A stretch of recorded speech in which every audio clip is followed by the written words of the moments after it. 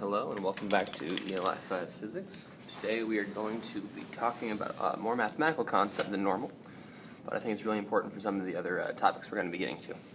So today we are going to be talking about derivation. So derivation is how we're going to take one equation and use it to find the rate of change of something. So we're going to take something that finds a thing and use that equation to find an equation that finds the rate of change of a thing. So let's say we had a nice parabola, right? Let's say that's y equals x squared, right?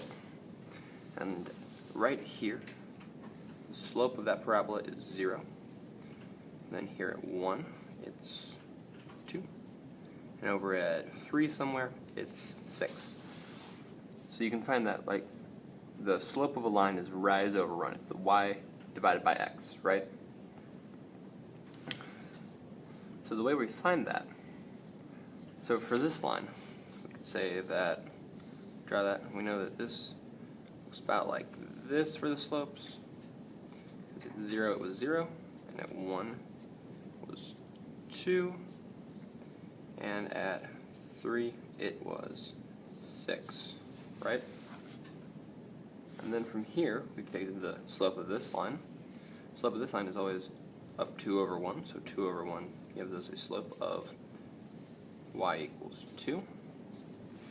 And then for that line, slope is always 0. It's just a flat line, so it's going to look more like just your y equals 0 graph.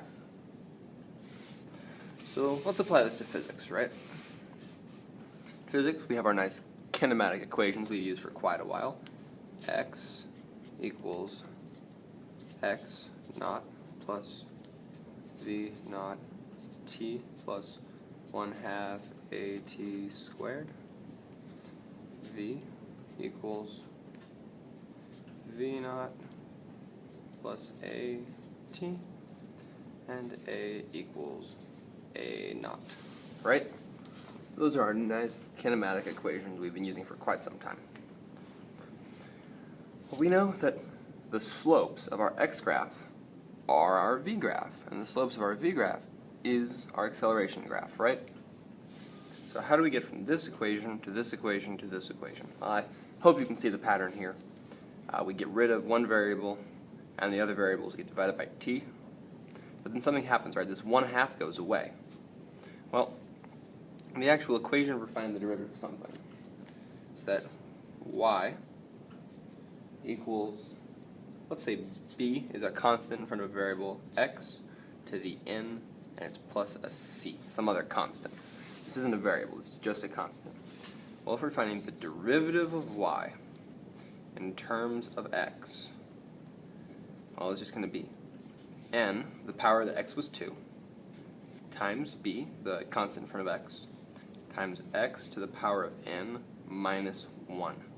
This bit is really important. It's subtracting 1 from the power, which is how we go from our line to the slopes of our line. And the c just goes away, because, well, technically, this was c times x to the 0 power, and so we move this 0 forward and multiplies that by 0. So this all just goes away when it comes down here. So that's how you very generally find the derivative of a line.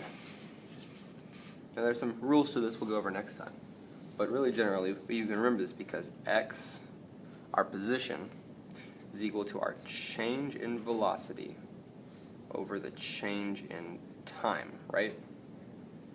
That means that x equals this delta, which means change, can also be represented as d when it means something infinitely small. So it's the infinitesimally small change in velocity over an infinitesimally small change in time. Right, so if that's our infinitesimally small change in x, is our really small change in the velocity over our really small change in time.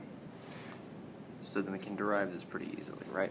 So if x equals x naught plus v naught t plus 1/2 at squared. Well, our x, we just said here, derives down to v. So our x here, we're deriving in terms of t. So there's no t here, so that means that t is to the 0 power.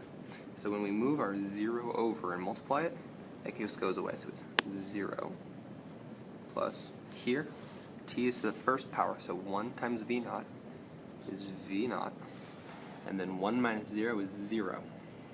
Sorry, 1 minus 1 is 0. So this t goes away. So then we can just say plus 2 times 1/2 is 1, a is a, and then t to the 2 minus 1 is t to the first.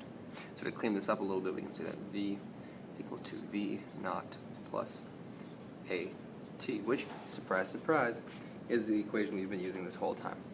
So that's all we're going to be doing today. We'll go into a little bit more detail on this next time, and then we'll resume our talk about forces and energy after that. Thank you.